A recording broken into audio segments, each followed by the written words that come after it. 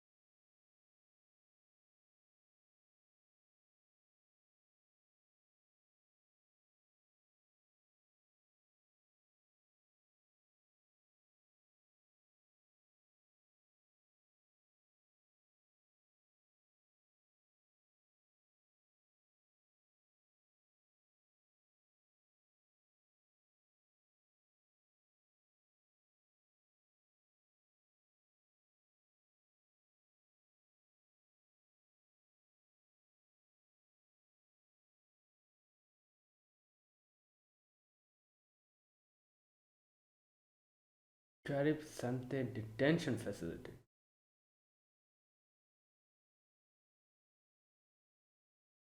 Okay. Wait, she was arrested.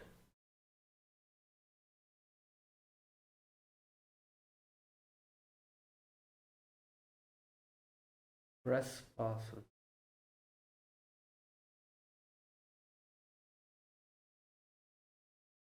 Whoa, what the? Damn, it's like.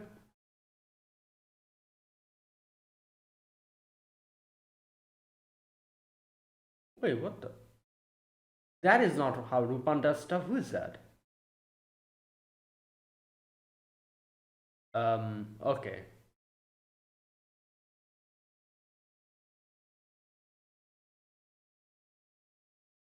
What? Music and revolution. Oh, they're like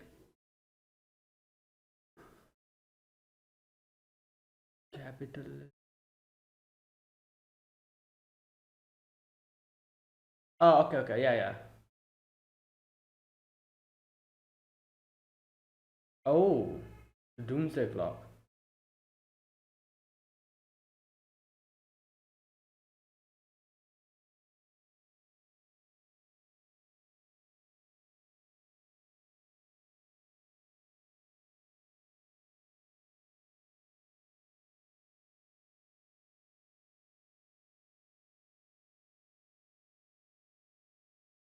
It to the UN. Oh, so Fujiko's acting as a reporter here. I don't understand. How does she get these? Like, how can she infiltrate so easily and just like, obviously, she has a bigger plan behind all of this. I'm like 100% sure. The fact that she can just infiltrate this easily, so flawlessly, it is her. It is Fujiko Mine, I guess. Wait, pink. Oh, that's Goemon. Wait, that was Goemon, wasn't it? uh, wait, who's?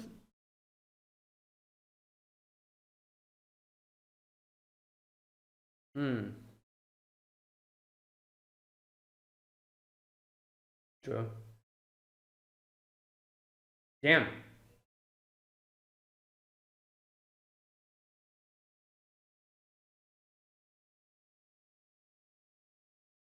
Yeah, journalist. Oh. Yep.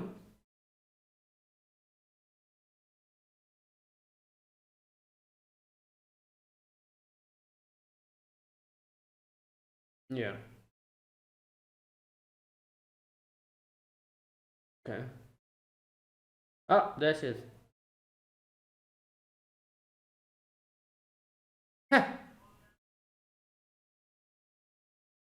Bruh.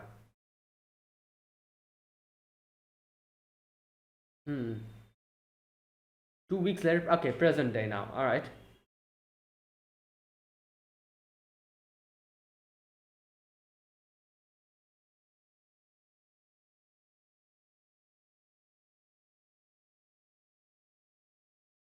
Hmm. So who's going to recover the older than Great House of? Okay.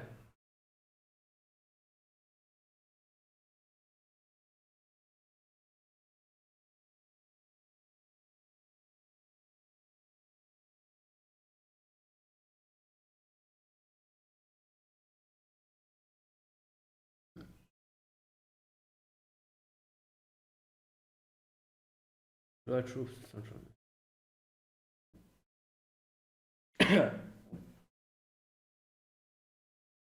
Oh, there he is.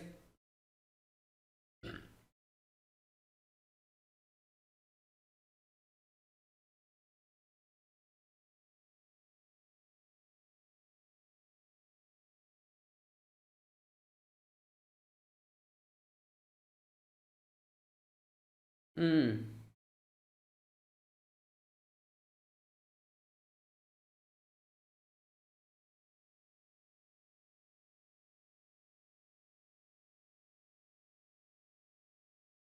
Okay.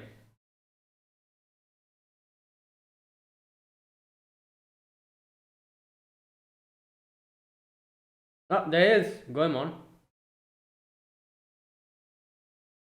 Once again, 2 weeks earlier. They're going like jumping, like, back and forth, back and forth.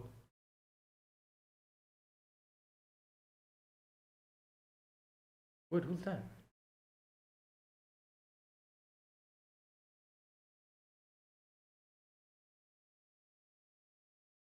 Wait, what? Oh.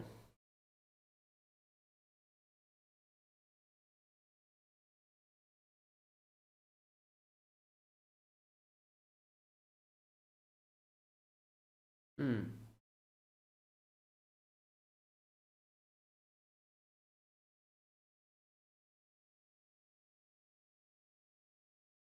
Legend.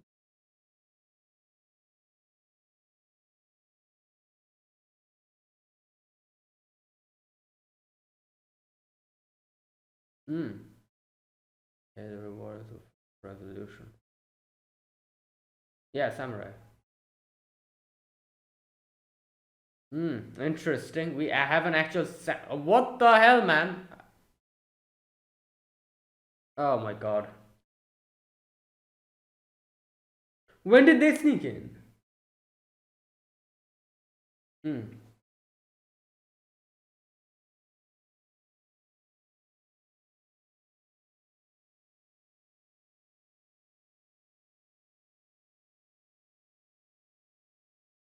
Oh, the clock is almost.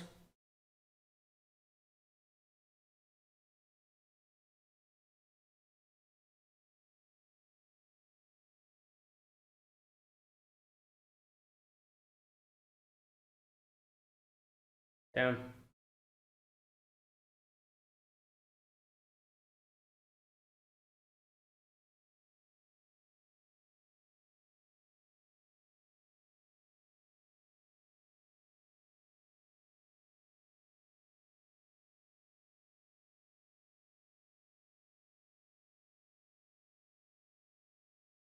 Uh, well,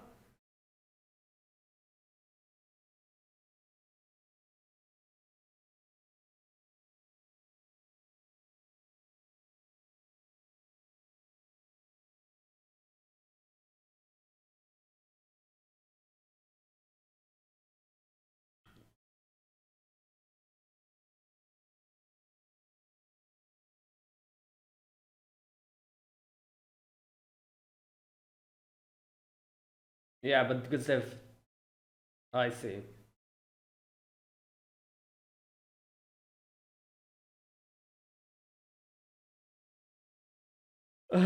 R, yeah,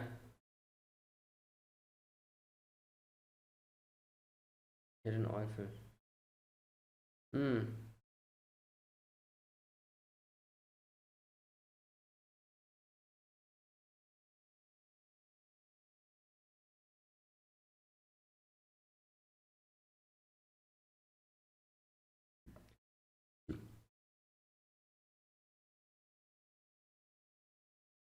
Oh boy.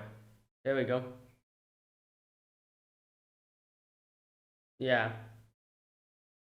Ready to attack.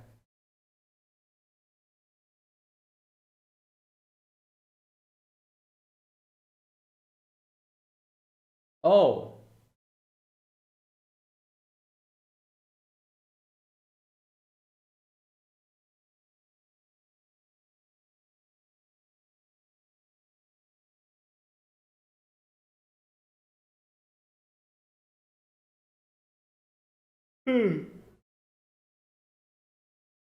Wow, this is just. They're like all on, like, on top of each other, ready to pull the trigger. Oh boy. Wait, where is Goemon? Wasn't he? Okay, let's see. 2 months earlier.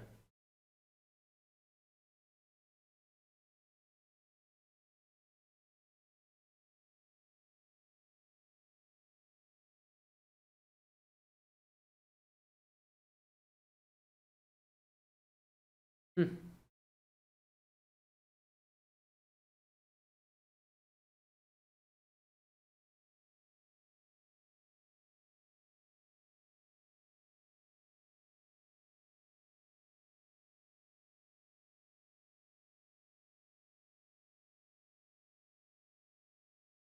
Yeah. Yeah.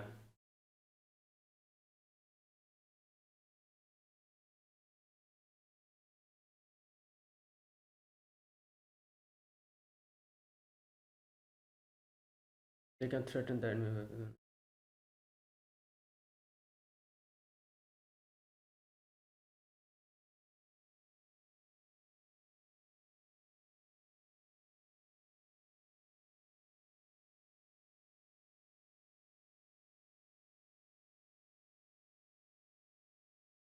Yeah, really. Like, exactly. That's what I was thinking.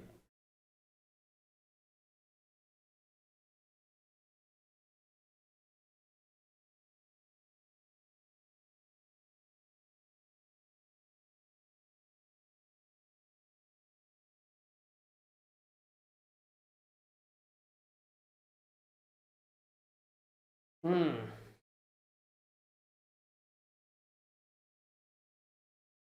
Yeah, like,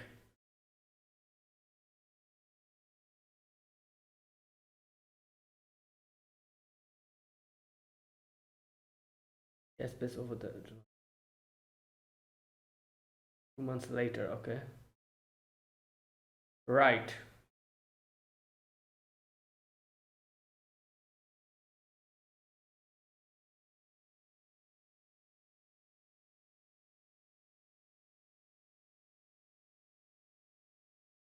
All right.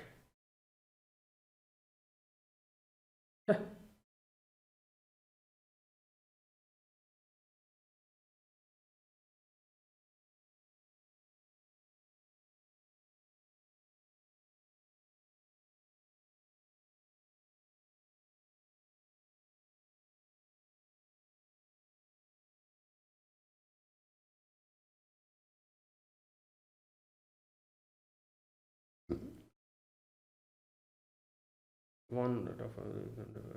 Yeah.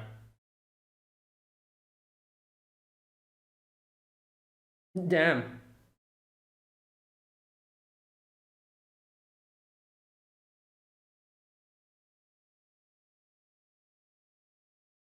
Which one?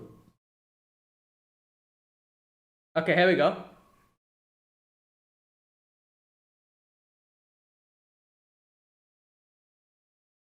Yeah, that's what I was thinking. Like, was that a lie? If I announce that they don't even. Okay, sure. Oh, I see.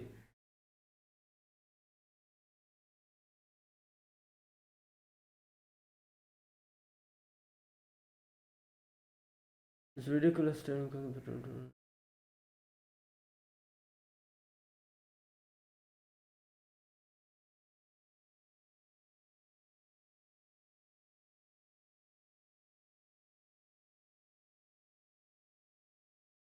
Oh, the coordinates?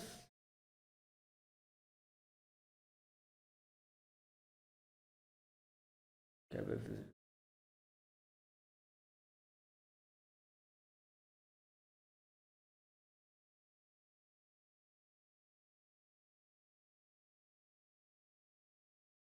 yeah. Yeah, that is true.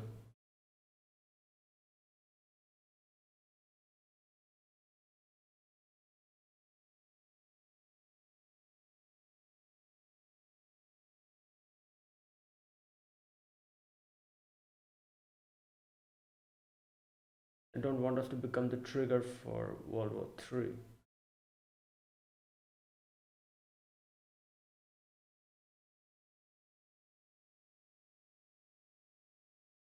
Okay, I'm guessing Goemon will probably do something here because he hasn't.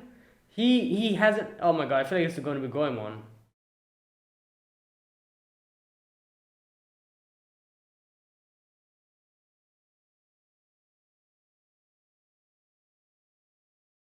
Ah, there you go. I was just saying. I was like, yeah, Goemon will probably cut it down. Imagine staying on top, like standing on top of a plane cutting missiles.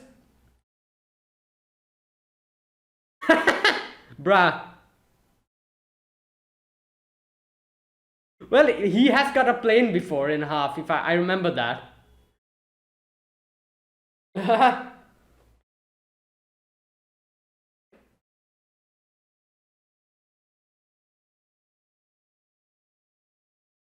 Still standing there. Yeah.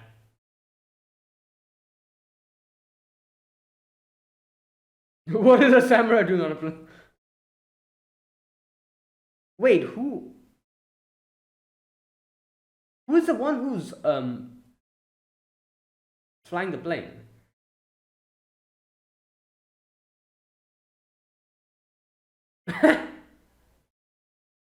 It's your in. Oh my god. Yo.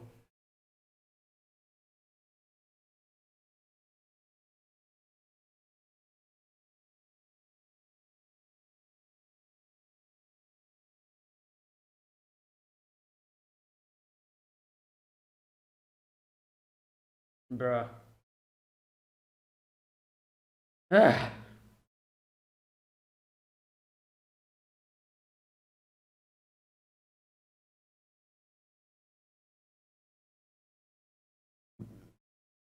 Wow.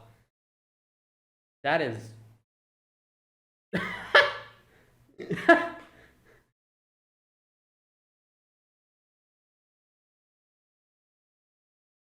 uh,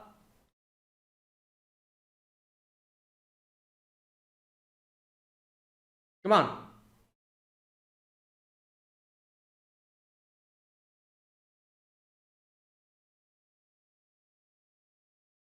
Alright.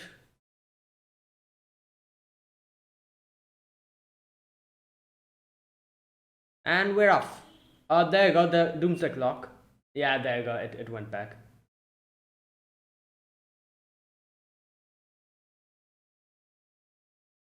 Yep, there you go.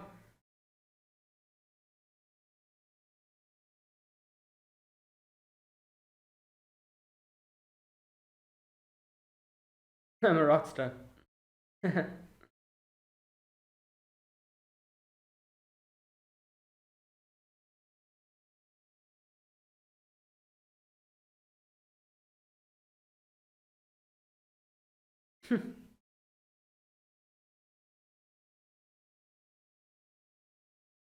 Lies of the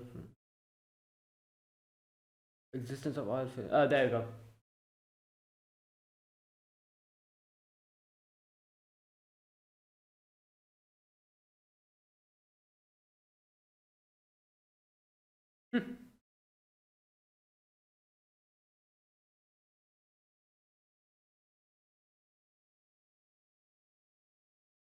No, I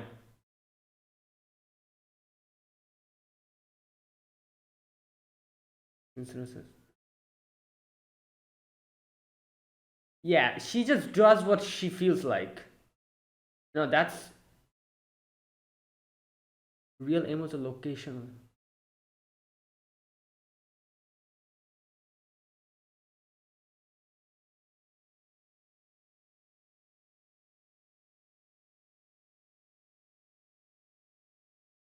I found out the location. Wait, what?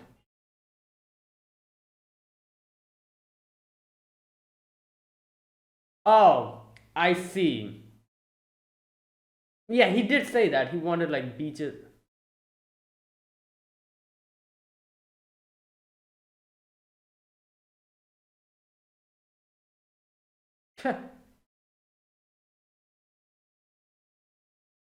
Yeah, I was like, I guess she never introduced him herself, did she?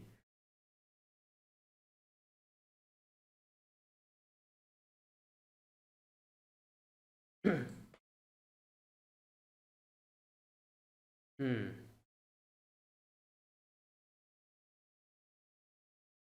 There you go.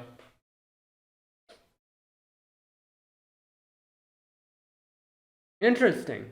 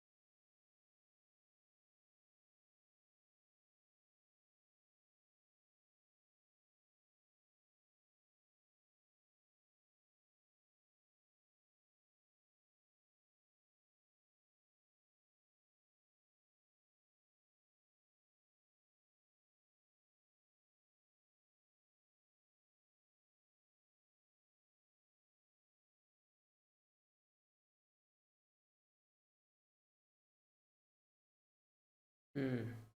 That is it. Okay. All right. This episode, that was an interesting episode because first of all, there was a whole thing with the revolution.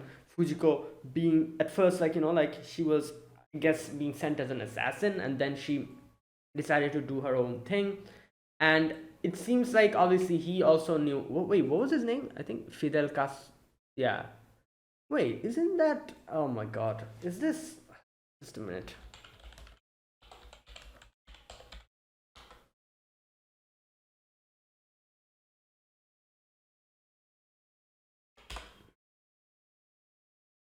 Yeah, Fidel Alejandro Castro Ruz was a Cuban revolutionary and politician who. Yeah, so okay, so they actually took like an actual person. Like I was like I've heard the name somewhere before, Fidel Castro, and I was like, is he one of them the revolutionaries from like? And yeah, so this is. Wait a minute. So they actually like it took an actual person, like like but I guess like we have freaking Sherlock Holmes and like all of them over here in Rupan, so I guess um yeah, it kind of makes sense. Okay, this is one thing. The nation of Carib is based on Cuba. There you go. The capital Nahava is based on Havana. Oh, and Castro is based on both Fidel Castro in terms of his name with an appearance resembling Che Guevara. There you go. Yep. Ah, yeah, there you go. I was like, I've heard the name somewhere before. I've seen the face somewhere before, and there you go. So it is him. So here he was named Fidel Castro. I think that's what he was called here. Um, yeah, Fidel Castro. So we get to see Fujiko and like being involved in this whole situation, and Fidel Castro actually like getting away from this whole situation, this whole, like, as they call, like, talked about the whole doomsday clock. And when, like, the doomsday clock will hit, I think midnight 12, that's when, like, the whole world will get destroyed. It was interesting to see how the clock's hands were taking towards the midnight, like, like the thing. And then at almost at the end, when Goemon comes in and cuts off those missiles, it goes back, which makes sense because they were all like on top of each other, like just ready with their fingers on the trigger, and everyone was like, oh, like, if we, like, initiate this attack, we will go down as the bad person in history. So everyone was just waiting for the other person to take a move, but then again, if the other person takes move, then the whole world will be destroyed. That is why those guys were like, I don't care. If the whole humanity dies, then, like, what's the point in being the good guy? Like, it wouldn't matter if humanity itself gets wiped out. So let's preemptively strike. That was like their whole thing. And then there was, like, I think the UN, who was trying to, like, had their fingers on the trigger but weren't able to pull it up until the end.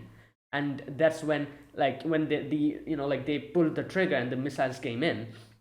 The doomsday clocks, the hands of the doomsday clock were almost at the midnight thing. But then Goemon comes in and cuts off the missiles, which again brings it back down. So yeah, the world wasn't destroyed. All thanks to Goemon.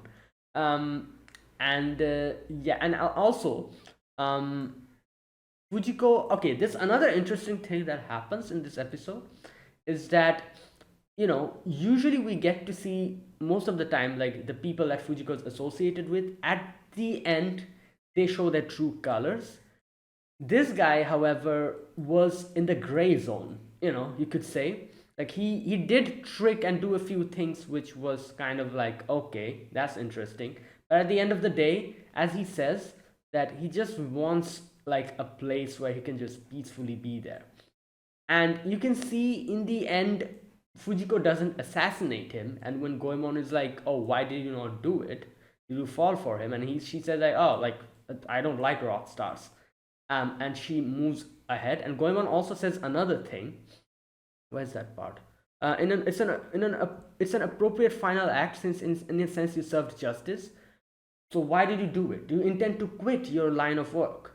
Because obviously Goemon was surprised. Goemon was like, you didn't assassinate him. You did the right thing, which is the surprising part. Because usually you go the other direction and you always, like, fulfill your own mission. It doesn't matter if it's right or wrong, you do it. So the fact that you actually chose to do the right thing here, why? Do you intend to get out of this line of work? At which Fujiko says, like, no, I don't intend to do that. And she says, my real aim was the location of those hidden oil fields. Goemon was like, okay, so then your wish was, after all. And she says, my wish. Enough of that. She gets up and she says, I found out the location. Where is it? It is here. As he said, what this country needed wasn't oil. So yeah, so it is here. Okay. You want to find a place where you belong. Okay, this thing. And when he says, did you fall for him? And she says, like, oh, no, like, I don't like rock stars. That's not, like, my thing. I think that's what she says. Yeah, rock stars aren't my type. Okay. So Like, it's an interesting thing that Goemon says here, that have you found your the place where you're trying to find your place where you belong? Because the thing about Fujiko is, as we have seen her up until now in all the other seasons, um like, you can say Lupin is completely the opposite in that sense. Lupin doesn't want to find a place where he is going to be stationary. Lupin is a free person. He loves to just do things in his own pace. And I could say that the same thing also applies to Fujiko as well. You know, she's also like a free spirit, like doing whatever she wants to. But if you think about it, I guess, like, if you look at it deeply, I guess you could probably say that since, like, we know like what type of person Fujiko Mine is, and the fact that she acts like this always, like, like a free spirit, maybe deep down she does want to find a place to settle down, you know. However, I can 100% say Rupan is exactly the opposite of that. Rupan never wants to settle down. He's that free spirit. As he said, we've seen this multiple times before. Rupan will never become, like, never continue to be Rupan if he gets tied down to someone, someone or something. That's why he's always this free spirit, doing whatever he wants to whenever he can, in the correct side of the moral compass. Sometimes kind of like, in the gray zone, but most of the time in the correct path. That is what Rupan is. He will stop being Rupan once he settles down or stops, like, and gets bound to something. And obviously, like, we've seen this before as well, and in season 4, I think this whole thing was like talked about and everything. um However, up until now, I also kind of thought that Fujiko is the same as well, like Rupan. But I guess if you think about it like that, you know maybe, like, like, I don't know, maybe that it's just like deep down inside she does want to just have a place to rest her wings, Fujiko. And which I guess it would make sense, because Fujiko is a liar. She always, there's always two sides to her. Whatever she says, there's always like a different part to that, you know. And I guess the way she presents herself as the free spirit and the person who loves to not be tied down to someone or something, maybe that in itself is also a lie. That's just the way she acts. Maybe there's another side to it where she does want to just settle down and rest her wings, and it would make more sense if you think about it like that, because we've seen her say before in this season, in this show, where she said something like, I'm trying to run away from my past. So she's running, she's on the run, and it would make sense if deep down inside she probably just wants to stop running and just wants to rest and settle down somewhere. She's tired of running or something like that, but her pastness doesn't let her do that. She is always running away from it, that kind of thing. But you know what, like, it's pretty, like, like, this is Fujiko we're talking about. Like, there'll always be that one part of you that thinks like, oh, maybe not, maybe this isn't what she's thinking. There'll always be that, like, you cannot really say anything confidently about Fujiko, like, oh, this is exactly what she's thinking, or this is exactly what she's feeling. There's always that one part of you that will think maybe not, maybe it's the opposite of it. Because that's how I've been watching Lupin for like 2 years or something, I think. I still don't understand, like, there's a lot of sections that I still struggle to understand Fujiko's thought process. I can kind of understand Lupin's thought process, like, I guess you could say, like, mostly. Still, Lupin is also an enigma, but you can kind of understand his thought process and what he thinks and what he will do in this type of situation. Fujiko is a whole, like, like a mystery still. And I have to say, I'm very, like, I this is why I really like her character so much. Like, they really made Fujiko Mine as like a, like a mysterious, like, femme fatale, like, female thief, that kind of, like, like that whole, like, like character archetype, like this whole archetype. Like, they literally made her, like the mysterious part of her is really mysterious. You don't understand what the hell she's thinking and what she's going to do. because like Rupan, we kind of understand. I've seen him for a while, and I kind of understand what Rupan thinks about or what he might do in this situation. All the others, it's pretty obvious to understand. Goemon, Zenigata, Jigen, they're pretty straightforward characters. Rupan is a mysterious character, but you can still kind of understand him, after watching him for a while. Fujiko's still a mystery. Half of the time I don't understand what the hell she's going to do and what she's thinking.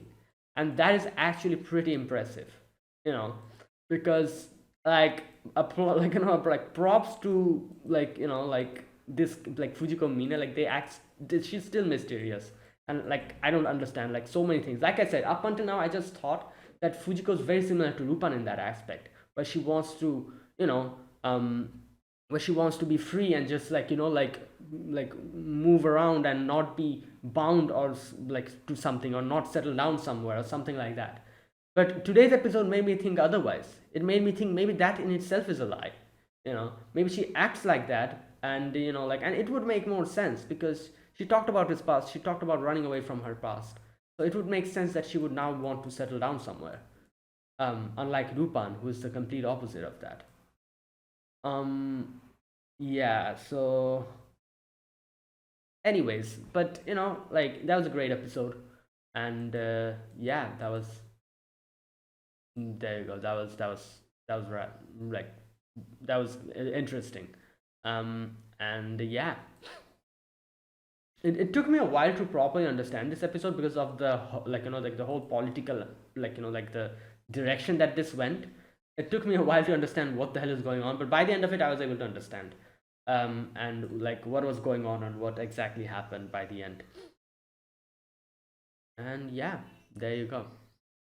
So there you go, that was this episode. Now I'm going to talk about this episode scene by scene. So in the first section we get to see Fujiko is in a detention facility. Now I'm wondering if this was also part of her plan. She got deliberately like locked up so that Fidel can come in and save her, and she will be able to infiltrate. Like, because I guess it makes sense. Like this was the only way she could have infiltrated. You know, like by getting captured. Otherwise, why the hell would even Fidel like be like yeah like he saved her. That's why they were able to connect. So it would make sense if this was also part of her plan and she deliberately got captured. Um, and yeah, and then Fidel comes in and saves her. There you go. And obviously here Fujiko was posing as a reporter. And then they talk about the doomsday clock. The contention between capitalist and communist blocs came to head in 19. Okay, it was then that the beginning of the so-called Cold War. Wait a minute, just a minute. Okay, it was then that the beginning of the so-called. Wait a minute, 19. A minute. Contention between capitalists and communist bloc claims to. Wait, so the Cold War happened. Oh, the Cold War happened in 1947 to 19. Okay. And it continued till 1991? Okay.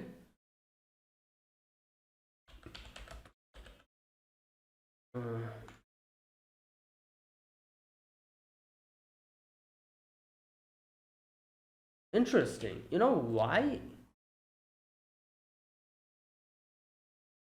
Because, wait, when did this start? March.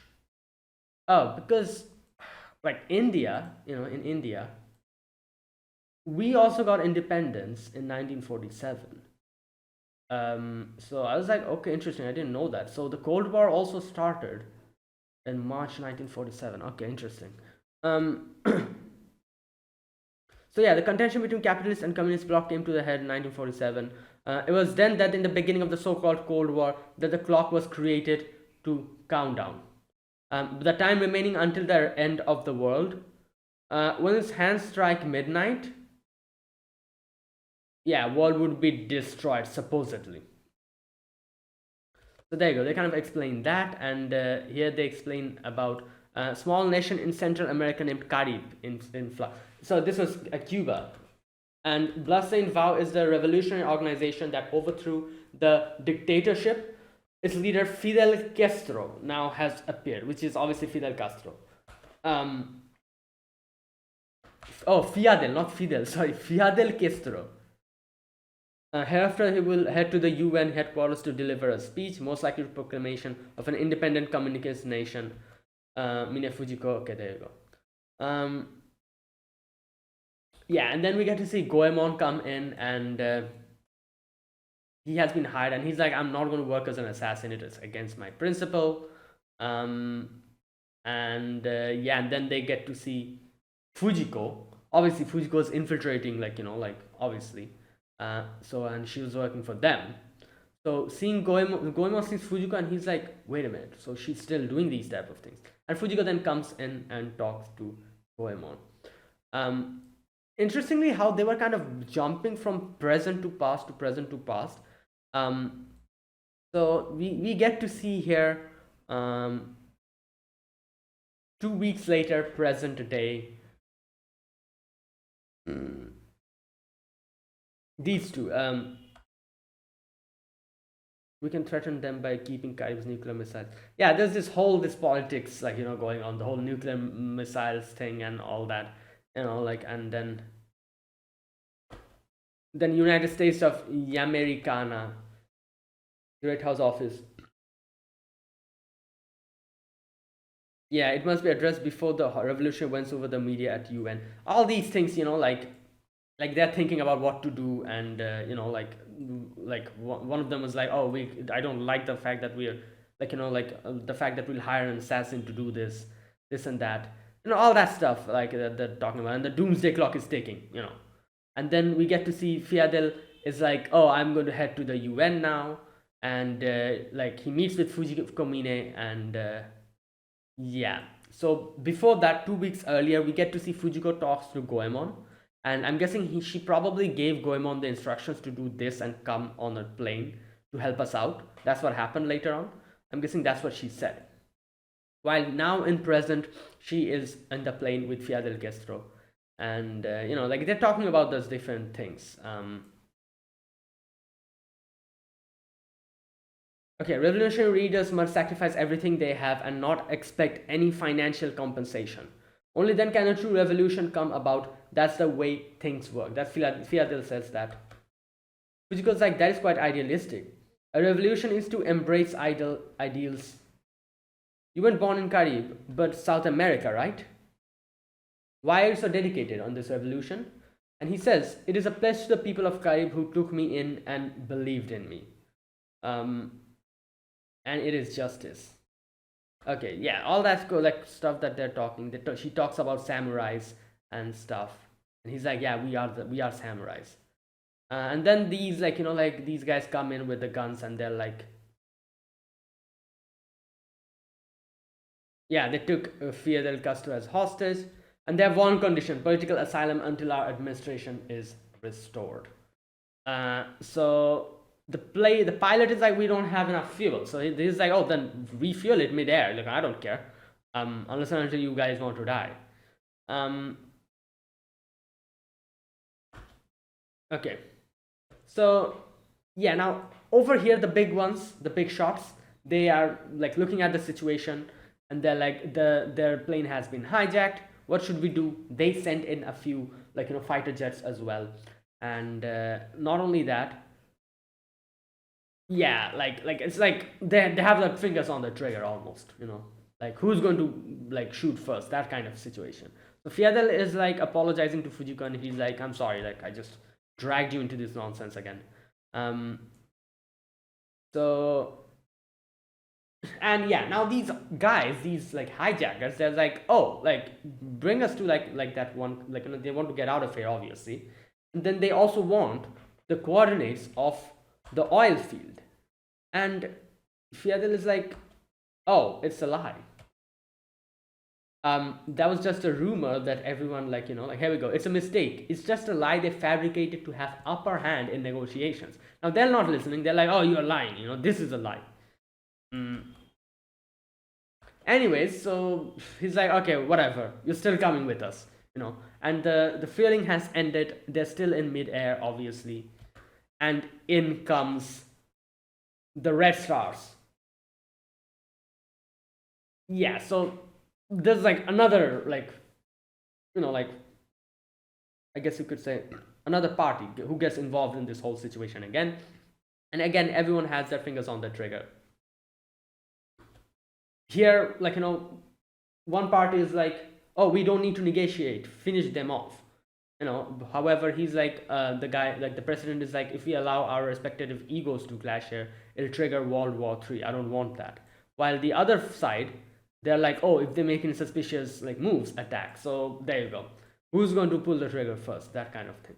Now we're back in time again a little bit, and we get to see Fidel Castro talking to Fujiko Mine, and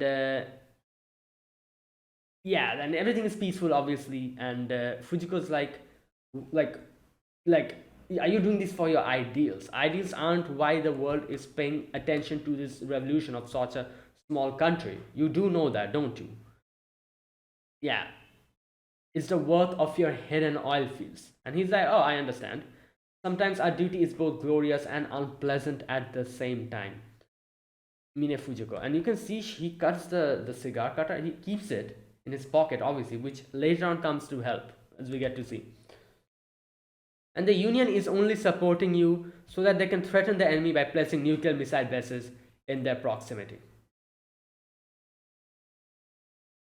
And he says like, oh, we're under the thumb for now, but eventually our revitalization will be a wave that engulfs the whole world: Central America, South America, Eastern Europe, then to Asia and the Middle East.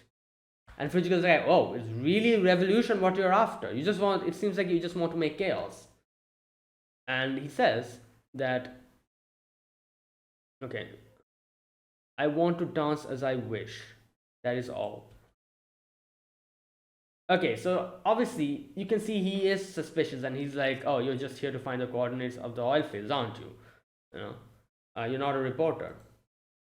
So what is your wish? And she says like, oh, my wishes, and they don't like complete that. We're back to the present again, and you can see Fujiko gets hands on her legs on the cigar cutter, takes it and cuts off the what do you call it, the rope. While over there they're like, what should we do? Should we shoot? Should we fire our missiles or what? And like I said, like the president, he's like, oh, I don't want to take the first step, because whoever takes the first step will always go down as the bad person in history. So, and then this guy, his secretary or whatever, he's like, oh, history is meaningless if there are no humans left, Mr. President. So you should do it, like otherwise they'll wipe us out. So, and like this whole dilemma, while over there they're also like, we have to take the preemptive strike, we should shoot our missiles first and all that. And while all of this is happening, Fujika's cut off the ropes, and so here Fujiko asks him, what you said before about the oil fields not existing, was that a lie? And he says, if I announce that they don't exist in front of the UN, it will become a fact that ensures we won't become involved in further conflict. Okay, that's what he was planning, basically. So he said that so that, like if he says that in front of everyone, then, like because of that they won't be. But is that really going to work? Everyone's just going to take him for his word? Obviously not. And Fujiko says, you're naive. Have you forgotten that Roniania intends to store nuclear missiles in Carib? You're already involved, yeah. And he says, indeed. But eventually this ridiculous staring contest between the two great powers will end. So he's just like, I'm just stalling for time so that like these guys just get tired and just stop it. And someday the scars on the land from this war will mend. After that, the thing will need. And he says something to Fujiko. And Fujiko says, like, is that the oil field? And he's like, it's an exclusive scoop. Keep it locked up tight. And he says, like, the Carib I visited in my student days was full of beautiful beaches, great pools, and exquisite women. It had a rhythm I liked. Is that all? It is enough for me. No matter who is pulling your strings, it's better to let them have the great information than to have it go to the great powers. There you go. And yeah, so that is what he like. So that's why he gave the information to Fujiko, because obviously in this situation, like it'll just okay. And he says, "I don't want us to become the trigger for World War III." And yeah, they shoot. They launch the missile, and they're like, "Oh no, it's over," and the doomsday clock is almost ticking. And then in comes Goemon on top of a plane, cuts off the two missiles, and there you go. The doomsday clock goes back. You know. So then Fujiko's like, alright, let's go. So she takes Philadelphia and tries to get out of there. There was one person who like got them at gunpoint, but but Goemon comes in, cuts off um, the plane, and they drop down onto the other plane. And yeah, and Fidel Castro finally reached his destination, safe and sound. Leader of the movement who's overthrew the dictatorship of the small Central American country of Carib, Fidel Castro has arrived. There you go.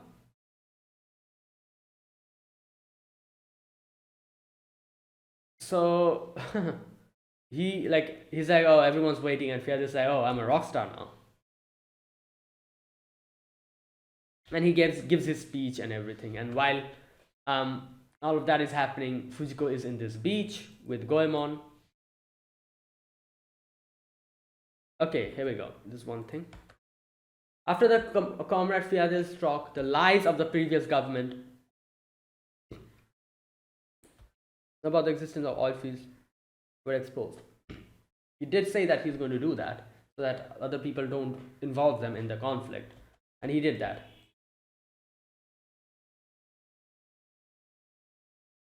Okay, and here we have this whole conversation where Goemon talks to Fujiko and says, you don't finish your task, I'm trying to get out of this business. And Fujiko's like, no, not like, like that sort of thing.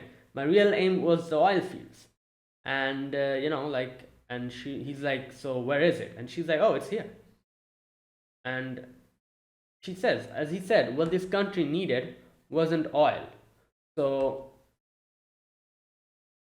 I see, so it is here.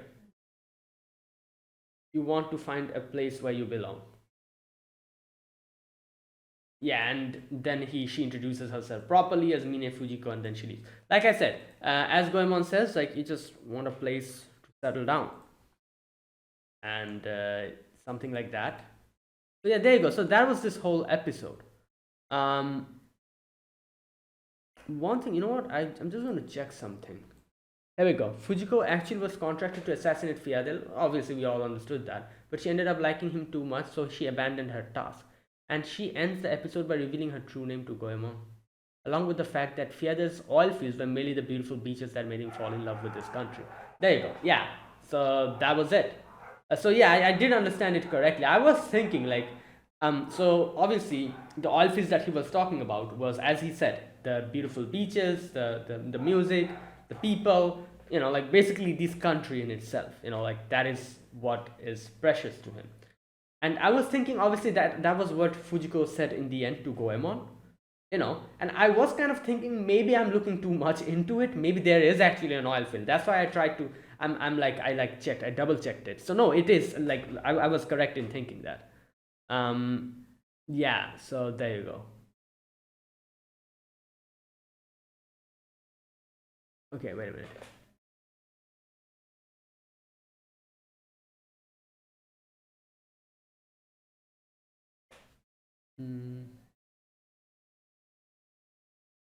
Interesting. There's another part here that kind of talks.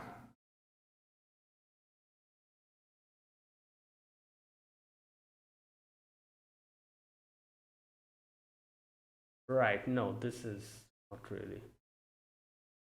No, not this one. Okay, no, never mind.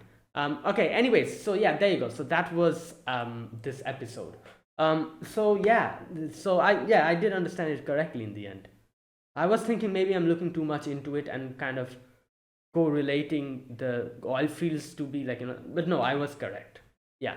So there you go. That was what it was. And in the end, Goemon asks her that, oh, like, you wanted a place where you can settle, and he just moves away. And yeah, and like I said, I did think up until now like Fujiko is a person who's free, goes around in her own pace. That's what she is. But Fujiko Mine is a person full of contradictions. So maybe that in itself was a big contradiction. She seems like that, but yeah, there is probably a part of her that does want to stop somewhere and want a place to belong. And yeah, that is what we saw in this episode. But we all know, obviously, that she's not going to be doing that anytime soon. She will still be Fujiko Mine. There's no time for her to settle down. As she said, she's struggling with something of related to her past. Until and unless everything gets resolved related to her past or whatever, she is not going to stop. She's going to keep moving forward and, like being the free spirit that she is. So yeah, that's what it is. And that is why, like, that's why in the end she says, like, when Goemon says, like, oh, do you like him? And she says, you know what, rock stars aren't really, like, my preference. Obviously that kind of indicated that, yeah, Fia del Castro is someone who has settled down. He's someone who has settled down, who's like, he's gonna work for the people now, and he's just there. He's not a free spirit, unlike Fujiko Mine. So that is why, like, someone like him, she cannot, like, she does fancy him. However, she cannot really settle down just like him. So she'll move forward. And I guess that is why this is probably the biggest reason why she matches so much well with Lupin, because Lupin is exactly, like a person that she, like, like she would prefer, because he's also that free spirit that moves forward. And he's Lupin because he's like this, because he's not shackled to anything. And that is why it matches so much. Like Fujiko Mine matches so much with Lupin because they're kind of the same in that way. So yeah, there you go. So that is what happened in this episode. It was an interesting episode, I wasn't expecting something like this. So yeah, so that is it. That is my reaction to episode 7 of The Woman Called Fujiko Mine. So yeah, if you guys enjoyed this video, be sure to press the like button and subscribe if you're new to the channel, or you haven't subscribed. Comment down below anything you want to say, anything you want to let me know. I'll check them out. So that is it. Thanks for watching, and I'll see you guys next week with another episode of Lupin, The Woman Called Fujiko Mine. Until then, goodbye and have a nice day.